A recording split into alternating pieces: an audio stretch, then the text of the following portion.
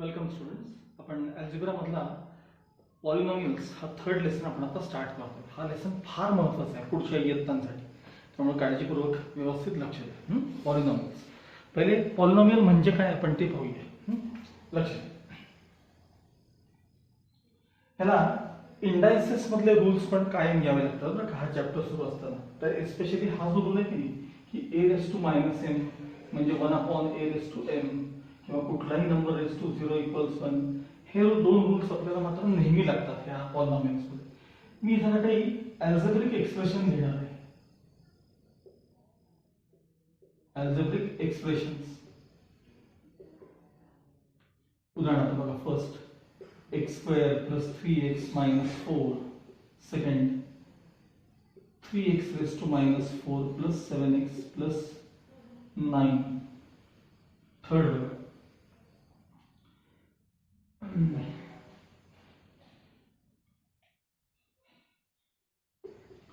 √2 x³ - 7x² + 9x - 8. Next बघा, 5√x + 7x² + 9. पुढचं बघा,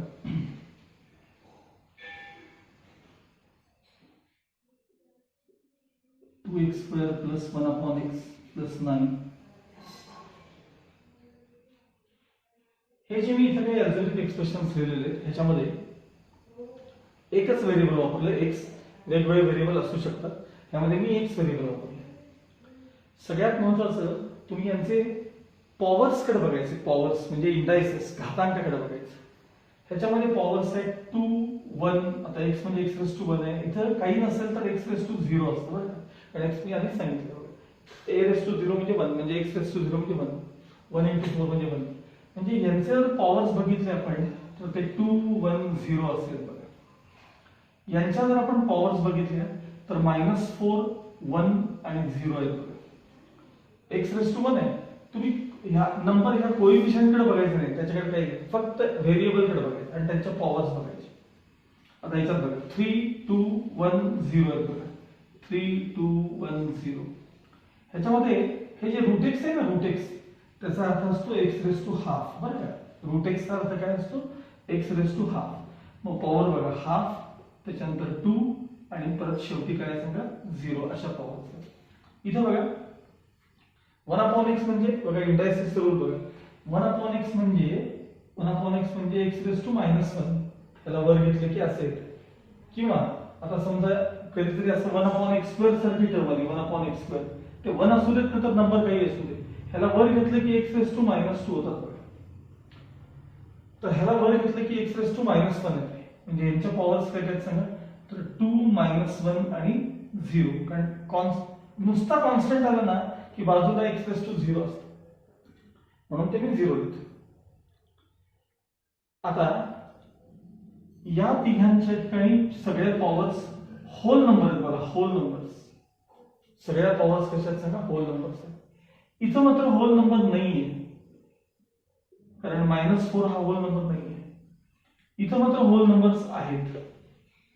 इथं होल नंबर्स नाहीयेत कारण हा फ्रॅक्शन आहे, होल नंबर नाही. आणि इथं देखील -1 असल्यामुळे ते होल नंबर नाहीये. तर ज्या ज्या ठिकाणी पॉवर्स होल नंबर होते की नाही, याच दोघांना म्हणायचं पॉलिनॉमियल्स. थोडक्यात एखादं अल्जेब्रिक एक्सप्रेशन पॉलिनॉमियल असण्यासाठी त्याचे जे इंडायसेस असतात, म्हणजे जे घातांक असतात, जे पॉवर्स असतात, ते सगळे होल नंबर्स असले पाहिजेत. ते सगळे काय असले पाहिजेत? होल नंबर्स असले पाहिजेत. तरच त्या एक्सप्रेशनला काय म्हणायचं? पॉलिनॉमियल असं म्हणायचं. लक्षात आलं सगळ्यांना? आता आपण याच्या पुढची टर्म पाहणार आहोत, डिग्री ऑफ पॉलिनॉमियल.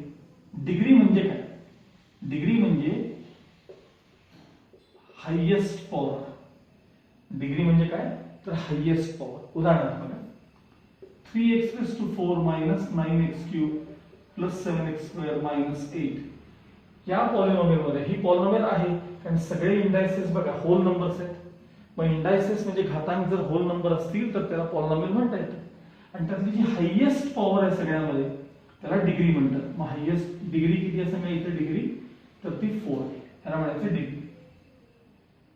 आता काही वेळेला तुम्हाला नुसतीच अशी पॉलिनॉमियल मिळते 5, ह्याला म्हणतात कॉन्स्टंट पॉलिनॉमियल.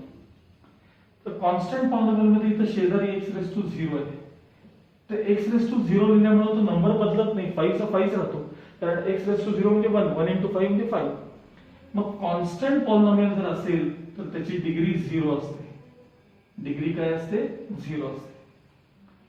आणि असंच नुसतं 0 पॉलिनॉमियल तुम्हाला दिली, 0 पॉलिनॉमियल म्हणजे नुसता नंबर 0 दिला, तर ह्याच्या बाजूला मी काही लिहू शकतो, x⁻0 लिहू शकतो, x⁻1, 2, 3 काही लिहू शकतो, कारण त्यानं मल्टिप्लाय केलं की 0च आन्सर येणार आहे. त्यामुळे इथं x⁻, कन्फर्म नंबर आपल्याला सांगता येत नाही, त्यामुळं 0 पॉलिनॉमियल असेल, 0 पॉलिनॉमियल, तर त्याची डिग्री डिफाईन होत नाही. त्याला नॉट डिफाईन्ड असं म्हणतात. त्याला काय म्हणतात? तर नॉट डिफाईन्ड असं म्हणतात. 0 पॉलिनॉमियलची डिग्री डिफाईन होत नाही, कॉन्स्टंट पॉलिनॉमियलची डिग्री 0 असते, आणि अशा ज्या पॉलिनॉमियल्स आहेत त्याच्यामध्ये ते हायेस्ट पॉवर जी असेल त्याला डिग्री असं म्हणायचं. आता हे झालं एका व्हेरिएबल मध्ये. समजा तुम्हाला 2 व्हेरिएबल्स आले, तर 2 किंवा 2 पेक्षा जास्त, तर काय करायचं, त्याची डिग्री कशी ओळखायची, ह्याचा आता मी एक्झाम्पल तुम्हाला दाखवतो.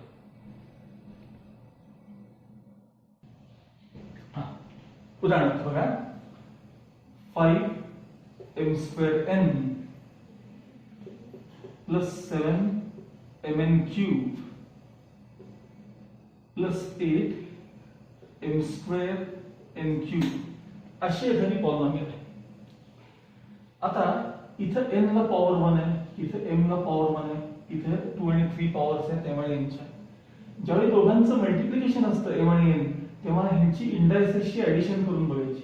म्हणजे इथे टोटल 3 आहे बघा, 2 + 1 3 आहे, इथे 3 + 1 4 आहे बघा, हे 3 + 1 4 आहे, आणि इथे 3 + 2 5 आहे. मग हायेस्ट पॉवर काय आहे सांगा, तर 5 आहे, म्हणजे डिग्री 5. थोडक्यात जेव्हा 2 किंवा 3 वेगवेगळे टर्म्स येतील, त्यांचं मल्टिप्लिकेशनचा ज्यावेळी फॉर्म असेल ना असं मल्टिप्लिकेशनचा, तेव्हा त्यांचे इंडायसेस ऍड करून मग डिग्री ठरवायची. आणखी बघा, abc² + 7a³bc⁴ - 8abc असं आहे. इथं बघा पॉवर 1 1 2 2 + 1 + 1 म्हणजे इथं तुम्हाला 4, हे रफ लिहायचं, 4 दिसते, 2 + 1 + 1. इथं बघा b⁻1 3 + 1 4 + 4 8 आहे, इथं 8 आहे, आणि इथं मात्र 1 1 1 म्हणजे 3 आहे. तर हायेस्ट पॉवर किती आली सांगा, 8, म्हणजे याची डिग्री किती आहे, तर 8 आहे. असं जर वेगवेगळे व्हेरिएबल आले तर काय वापरायचं, इंडायसेसची ऍडिशन करून मग त्याची डिग्री सांगायची. लक्षात आलं सगळ्यांना? आता आपण पाहणार आहोत टाइप्स ऑफ पॉलिनॉमियल्स. काय पाहायचं आपल्याला, पॉलिनॉमियल्सचे प्रकार काय आहेत, टाइप्स ऑफ पॉलिनॉमियल्स आपल्याला बघायचे. तर पॉलिनॉमियलचे 3 प्रकार असतात. ऍक्च्युली तसे इन्फायनाइट टाइप्स, पण नावं असलेले 3च टाइप. एक टाइप आहे मोनोमियल, दुसरा टाइप आहे बायनोमियल, ट्रायनोमियल, आणि मग सगळ्या बाकीच्यांना कॉमन नाव आहे पॉलिनॉमियल.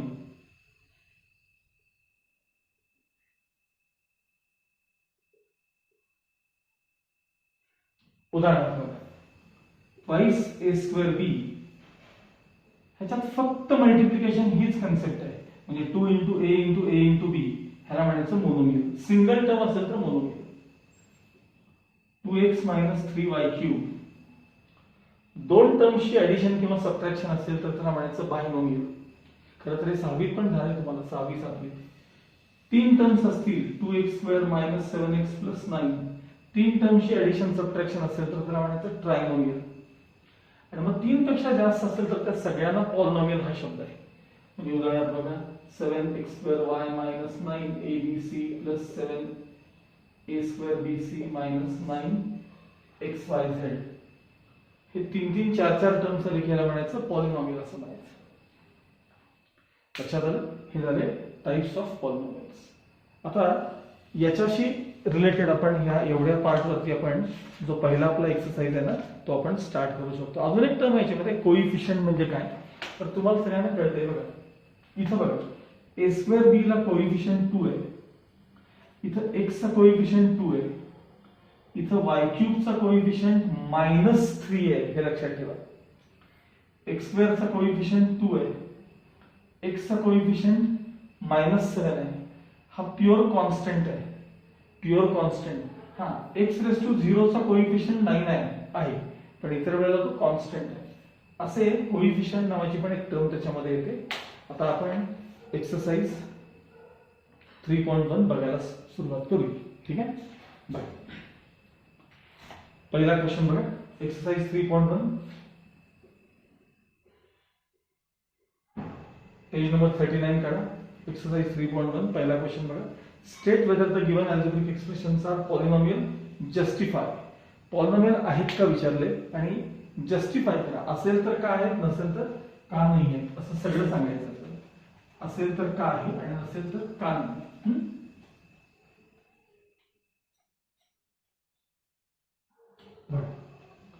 पहिला बघा.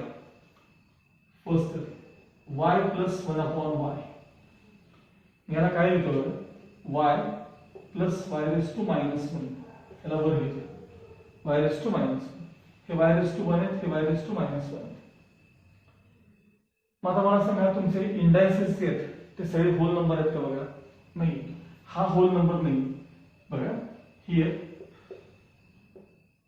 द इंडेक्स किंवा power -1 is not whole number. Therefore, it is not a polynomial.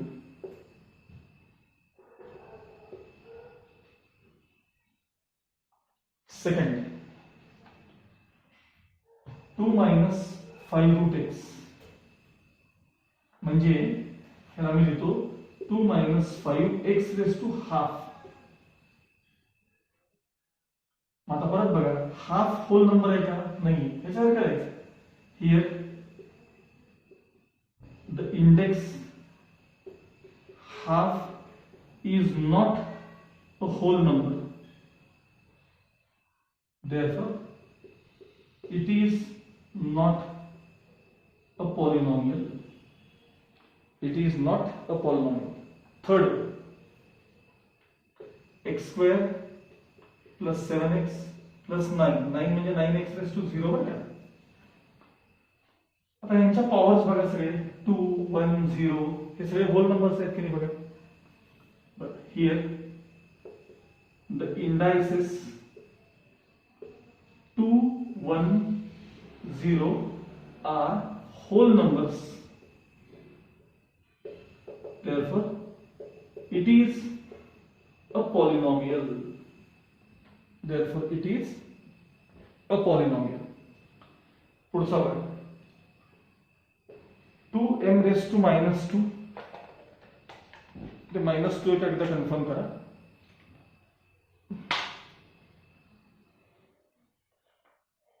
2m⁻² + 7m-5. आता ह्यांच्या टाइप मध्ये आलं बघा. काय लिहिणार सांगा. हियर द इंडेक्स -2 मी नुसतं डिक्टेट करतो. Here the index -2 is not a whole number. Hence it is not a polynomial. आणि त्यातला शेवटचा क्वेश्चन 10 म्हणजे काय सांगा. 10 × x⁻0.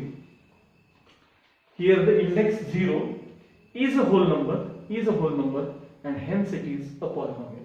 आणि त्यामुळे ती टर्म काय सांगा पॉलिनॉमियल आहे. ओके.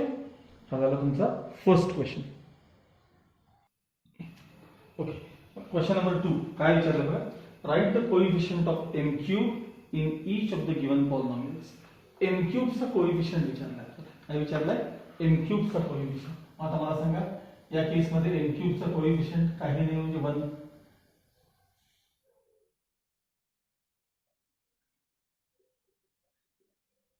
Coefficient of m³ = 1.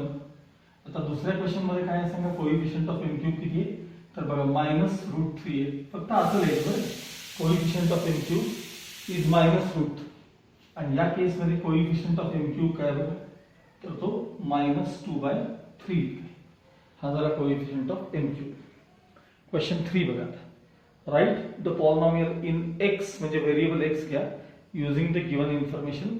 आणि त्यांनी पहिलं विचारले मोनोमियल विथ डिग्री 7 डिग्री असणारी मोनोमियल लिहा, म्हणजे सिंगल टर्म लिहा. मोनोमियल विथ डिग्री 7 पाहिजे. कित्येक वेगवेगळे आन्सर येऊ शकतील. x⁻7 झालं, किंवा 5x⁻7 किंवा -9x⁻7 झाले. हे मोनोमियल्स आहेत डिग्री 7. सेकंड बघा बायनोमियल विथ डिग्री 35 डिग्री असणारे बायनोमियल बघा. x⁻35 - x³ डिग्री 2 टर्म्स आहेत. 4x⁻35 प्लस 7x⁻20 बघा डिग्री 35. हायेस्ट पॉवर 35 येते बघा त्यामध्ये. लक्षात आलं. आता ट्रायनोमियल विथ डिग्री 8 बघा. ट्रायनोमियल 2x⁻8 - 7x⁵ प्लस 9. काही देऊ शकता, काही. फक्त डिग्री किती दिसली पाहिजे? 8 दिसली पाहिजे. Okay. Next question number 4. Right the degree of the given polynomials. हे जे सगळे पॉलिनॉमियल्स मी लिहून घेतले त्यांची तुम्हाला डिग्री विचारलेली. आता इथं बघा ही कॉन्स्टंट पॉलिनॉमियल आहे √5. मी मगाशीच सांगितलं कॉन्स्टंट पॉलिनॉमियलची डिग्री किती असते सांगा? 0 असते. ठीक आहे, कारण इथं x⁻0 असतात म्हणून. आता सेकंड मध्ये त्यांनी मुळातच x⁻0 तुम्हाला दिलेलंच आहे. x⁻0 पण त्याची डिग्री किती सांगा? 0. हायेस्ट पॉवर डिग्री म्हणजे x² डिग्री किती? 2. √2m⁻10. m हे व्हेरिएबल आहे, हायेस्ट पॉवर 10. आता इथं p व्हेरिएबल आहे, p⁻1 आहे म्हणजे डिग्री 1. आता इथं बघा y⁻1 y⁻3 y⁻5 degree 5 highest power म्हणजे डिग्री. आता इथं नीट बघा xyz म्हणजे 3 आहे बघा. 1 1 1 3. 1 + 1 2 आहे आणि z⁻1 आहे म्हणजे 3 2 1 आहे म्हणजे हायेस्ट पॉवर 3 म्हणजे डिग्री 3. आता इथं नीट बघा 7 + 3 10 आहे. इथं 5 + 1 6 आहे आणि 1 + 1 2 आहे. 6 10 6 आणि 2 मध्ये मोठं कोण? 10 म्हणजे डिग्री किती आहे? तर 10 आहे. आलं लक्षात. नेक्स्ट आता क्वेश्चन नंबर 5 बघा. Classify the following polynomials in linear, quadratic किंवा क्युबिक पॉलिनॉमियल. आता लिनियर म्हणजे काय? तर लिनियर म्हणजे जिथे डिग्री 1 असते त्याला लिनियर म्हणायचं. क्वाड्रॅटिक म्हणजे काय? जिथं डिग्री 2 असते त्याला क्वाड्रॅटिक म्हणायचं. आणि क्युबिक म्हणजे काय? तर जिथं डिग्री 3 असते ना त्याला काय म्हणायचं? क्युबिक पॉलिनॉमियल म्हणायचं. मग आता मला सांगा त्यांनी जी पहिली पॉलिनॉमियल दिली आता त्या क्वेश्चन मध्ये ती अशी आहे 2x² + 3x + 1. ह्यात सगळ्यात मोठी पॉवर किती आहे सांगा? मोठी पॉवर 2 आहे. पण 2 असेल तर कुठली पॉलिनॉमियल सांगा? Quadratic polynomial. मग इथं लिहायचं it is a quadratic polynomial QUADRATIC polynomial. It is a quadratic polynomial. ठीक आहे. सेकंड बघा 5p म्हणजे 5p⁻1.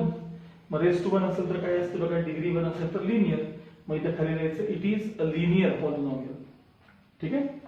त्याच्यानंतर थर्ड आहे √2y -½ आता इथं y⁻1 आहे म्हणजे परत काय सांगा? ती लिनियर पॉलिनॉमियल आहे. हे पण लिनियर आहे. त्याच्यानंतर चौथा फोर्थ m³ + 7m² + 5/2m -√7. ठीक आहे. सगळ्यात मोठी पॉवर 3 आहे. बाकी कुठे पॉवर सगळ्यात कमी आहे. इथं मोठी पॉवर 3 आहे. 3 आहे म्हणजे काय सांगा? डिग्री 3 आहे म्हणजे क्युबिक पॉलिनॉमियल आहे. It is a cubic polynomial. Fifth one a² आहे. a² म्हणजे डिग्री 2 आहे. डिग्री 2 असेल तर काय द्यायचं? Quadratic polynomial. त्याच्यानंतर सिक्स्थ वन बघा 3r³ r³ म्हणजे डिग्री 3 आहे. डिग्री 3 आणि डिग्री 3 असेल तर हे 3 बघायचं, ह्याचा काही संबंध नाही. हे r⁻³ आहे, डिग्री 3 आहे, म्हणजे हे काय सांगा क्युबिक पॉलिनॉमियल आहे. काय तर क्युबिक पॉलिनॉमियल आहे.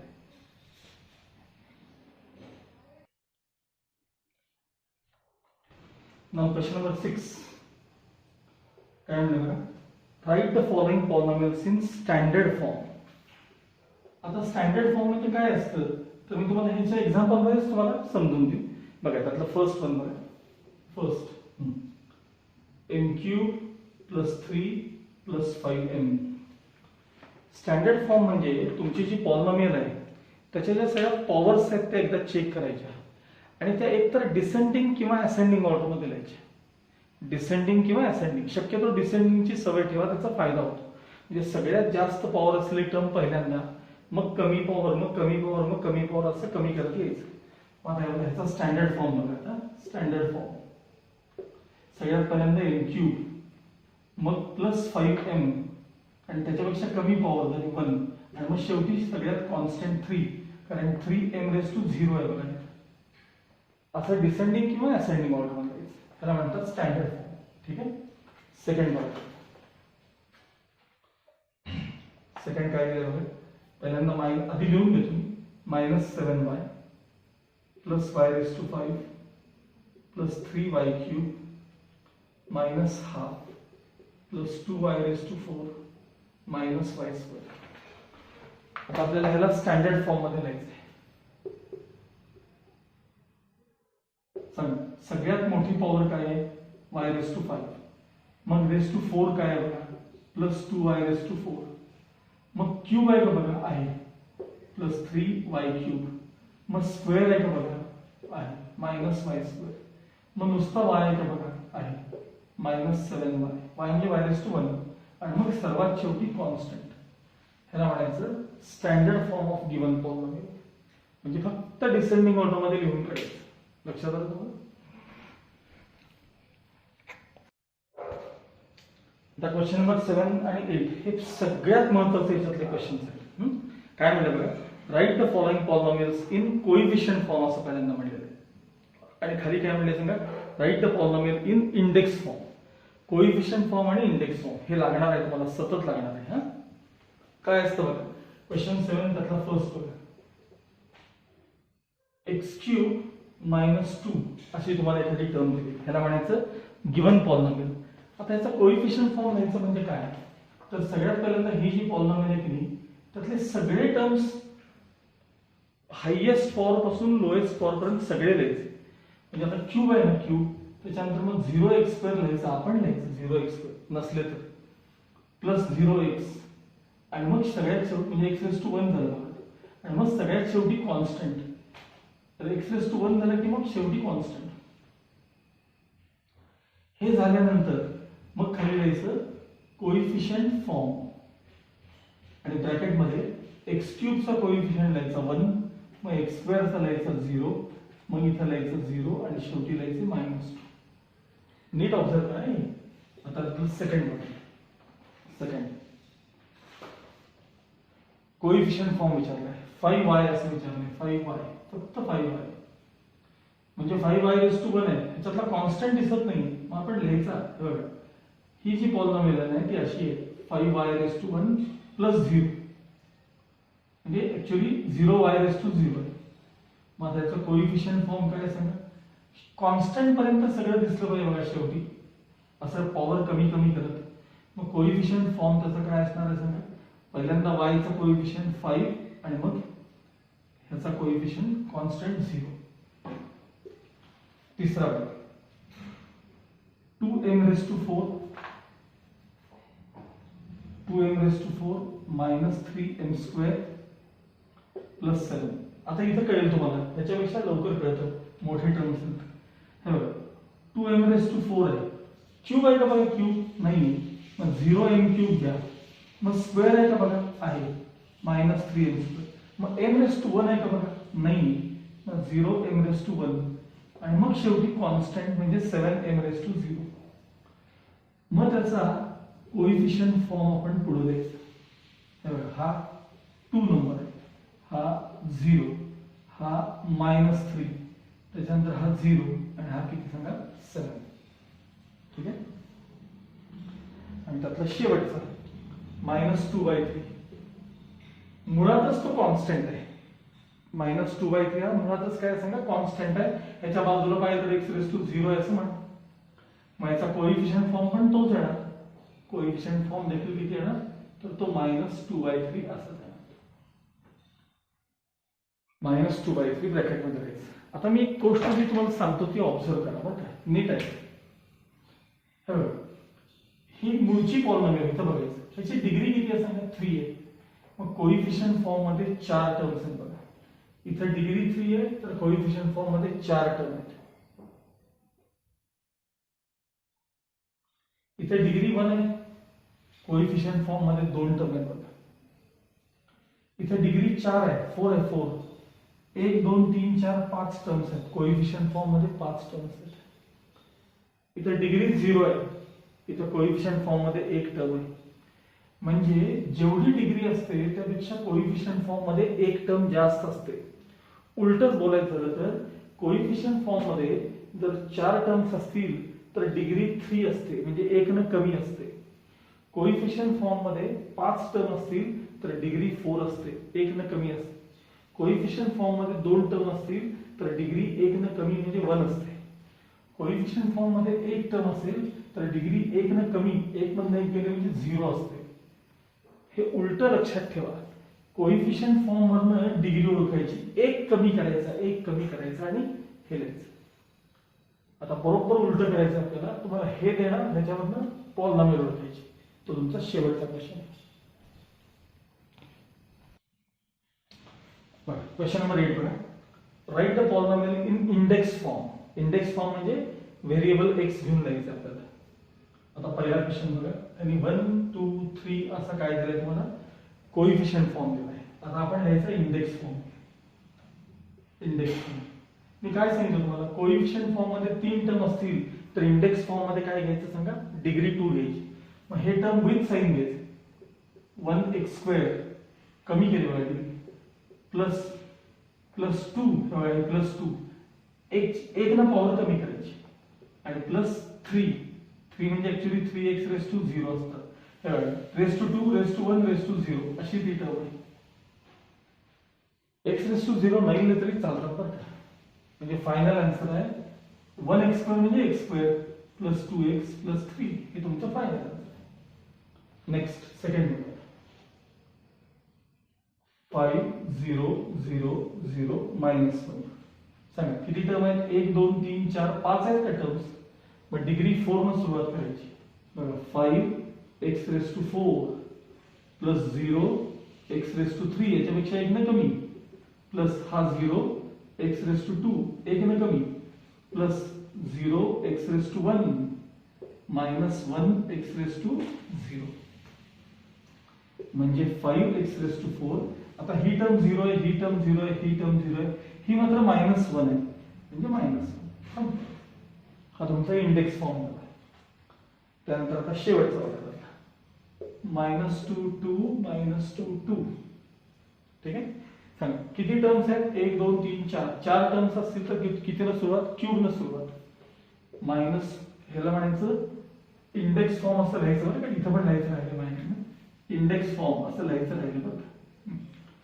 बघा परत सांगतो, 1 2 3 4 टर्म आहेत की नाही. पण डिग्री 3 न सुरुवात करायची.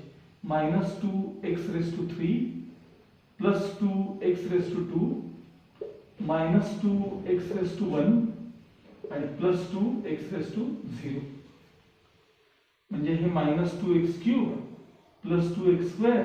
आता हे बघा, हे -2x लिहायचे, ⁻1 लिहायची गरज नसते, आणि ⁻0 पण लिहित नाही, म्हणजे हे +2 संपलायचं. आता जे शेवटचं आहे ना क्वेश्चन नंबर 9 त्यातला, तो जो 9th क्वेश्चन तुम्हाला दिलाय तो ऍक्च्युअली तुम्हाला मॅच द पेअर्स वगैरे त्याच्यासारखा क्वेश्चन आहे. तर ते तुम्हाला बघून त्याच्यामध्ये तुम्ही लिहायचं आहे. बघा एक मध्ये असं गोल दाखवलंय आणि त्याच्यात काही काही पॉलिनॉमियल्स म्हणजे सगळे लिहिलेले, आणि मग इथं आता फिल इन द ब्लँक्स म्हणलेलं आहे. पहिलं म्हणजे क्वाड्रॅटिक पॉलिनॉमियल. मग ती क्वाड्रॅटिक कुठली शोधा. तर माझ्या मते क्वाड्रॅटिक मला 2 दिसतात बघा. अगदी खाली आहे बघा बॉटमला 3x² + 5x आहे, मध्ये एक x² पण आहे बघा. मग 2 आन्सर्स लिहून टाकायचे त्या पॉलिनॉमियल मध्ये. थोडक्यात त्यांनी जे विचारलंय ना ते त्यातनं शोधून घ्यायचंय बस. आता राईट साईडला त्यांनी एक विचारलंय बायनोमियल बघा वरती. आता बायनोमियल ह्याच्यात कोण कोण आहे सांगा. बायनोमियल म्हणजे दोन टर्म हे बघा, एक वर आहे x+7 आहे काय, त्याच्यानंतर मध्ये सोडून द्या, पुढे सोडून खालचे शेवटचे दोन्ही बघा ते बायनोमियलच आहेत. x³ + 9 बायनोमियल आहे आणि 3x² + 5x देखील काय बायनोमियल. सगळे काय सांगा हे बायनोमियल. असे हे फिल इन द ब्लँक्सचा हा पार्ट आहे, हा आपला आपण पूर्ण करून घ्या. ठीक आहे. आता पुढच्या भागामध्ये आपण नवीन एक्सरसाइज स्टार्ट करू.